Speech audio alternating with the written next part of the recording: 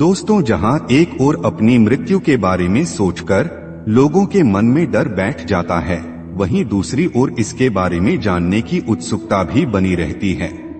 जब व्यक्ति अपनी मृत्यु के करीब होता है तो उसके साथ कुछ ऐसी घटनाएं घटती हैं जिससे मरणासन्न व्यक्ति अलग प्रकार से व्यवहार करने लगता है। क्या आपने सोचा है कि मरने के ठीक पहले इंसान इतना विचलित क्यों हो जाता है?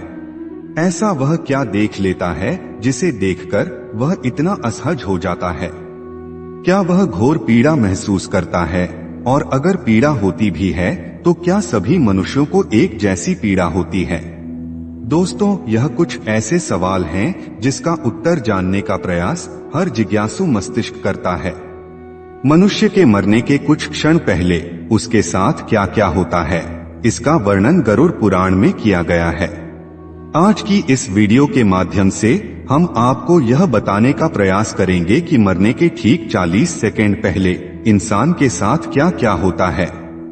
दोस्तों, व्यक्ति के मरने के कुछ क्षण पहले जो होता है उसे जानने के लिए हमें भैरवी यातना के बारे में जानना होगा, जिसका संबंध काल भैरव से है। काल भैरव भगवान शिव के अवतार माने गए हैं और इन्हें मृत्यु का देवता भी कहा जाता है। गरुड़ पुराण के अनुसार मनुष्य मृत्यु से ठीक 40 सेकंड पहले भैरवी यातना से गुजरता है।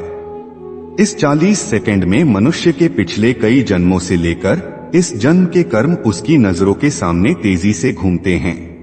जब इतने कम समय में आंखों के सामने सैकड़ों वर्षों के दृश्य घूमने लगते हैं तो इंसान को भयंकर पीड़ा का एहसास होता है। हमारे धर्म शास्त्रों में इसी को भैरवी यातना कहा गया है। यदि भैरवी यातना के शाब्दिक अर्थ की बात करें तो यातना का अर्थ होता है कष्ट या पीड़ा। इस समय मनुष्य को मिलने वाले कष्ट की कोई सीमा नहीं होती। हिंदू धर्म शास्त्रों के अनुसार भैरवी यातना के समय मनुष्य को जो कष्ट मिलता है उसकी तुलना नरक में मिलने वाले कष्टों के बराबर की गई है। इन 40 सेकंड में समय अपनी सबसे तेज गति से दौड़ता है। मरने वाला इंसान अपने सैकड़ों जन्मों के कर्म को इतने कम समय में देख लेता है, उसके बाद ही प्राण शरीर को त्यागता है। जिस समय मरणासन्न व्यक्ति भैरवी यातना से गुजरता है उसके आसपास खड़े लोग उसके कष्ट का अनुमान नहीं लगा पाते। दोस्तों, गरुड़ पुराण के अनुसार मरने से ठीक पहले व्यक्ति की इंद्रियां शिथिल हो जाती हैं, इसीलिए इतना कष्ट पाने के बाद भी मरते समय व्यक्ति कुछ बोल नहीं पाता। तो दोस्तों, अब आपके मन में प्रश्न आ रहा होगा कि क्या हर व्यक्ति को मरते समय इतना ही कष्ट होता है और क्या इसीलिए मरते समय व्यक्ति इतना विचलित प्रतीत होता है?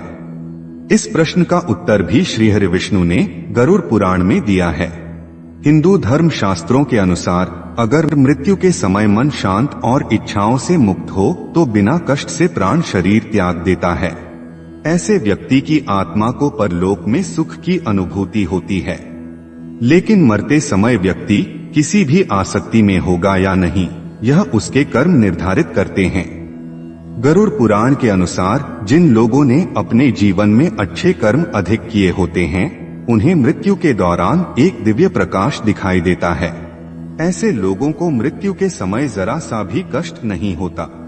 ऐसे लोग सीधे भगवान की शरण में मुक्ति पाते हैं। दोस्तों, इन सब बातों के अलावा गरुड़ पुराण में मरणासन्न व्यक्ति का उल्लेख करते हुए यह बताया गया है कि मरते समय व्यक्ति की आत्मा को लेने यमदूत आते हैं। मरने वाले इंसान की चेतना जब पूर्णतः जड़ीभूत हो जाती है तब प्राण शरीर को छोड़कर यमदूतों के साथ चला जाता है। व्यक्ति की चेतना शून्य होने से ठीक पहले मृतक को दिव्य दृष्टि प्राप्त होती है, जिसके द्वारा वह समस्त संसार को देखता है, लेकिन चकित होकर वह कुछ कह नहीं पाता।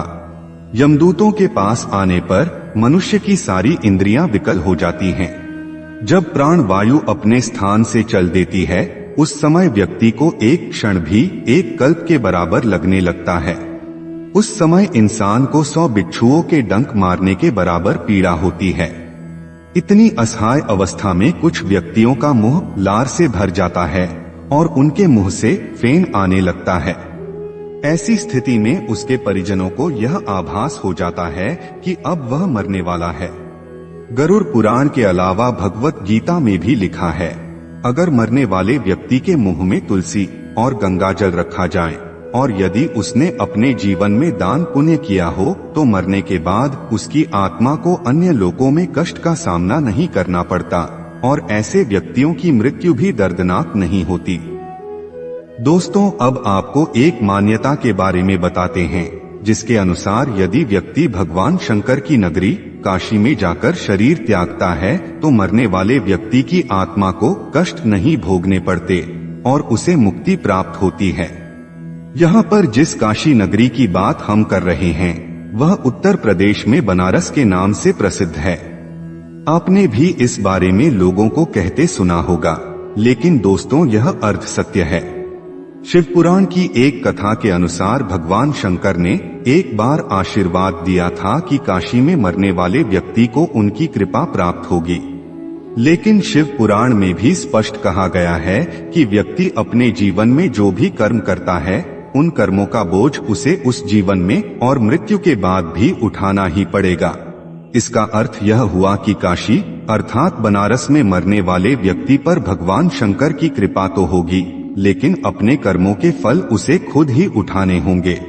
दोस्तों, मरने के बाद व्यक्ति की आत्मा कहां कहां जाती है, कितने दिन घर पर रहती है, यमलोक के मार्ग में उसे कितने कष्ट भोगने पड़ते हैं, इन सब विषयों को हमने अपने अन्य वीडियोस में विस्तार से बताया है।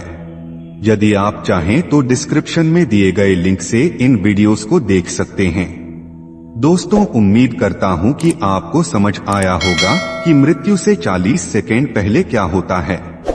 अगर ये बातें आपको समझ आई हो तो वीडियो को लाइक करें और अपने बंधु बांधवों को शेयर करें।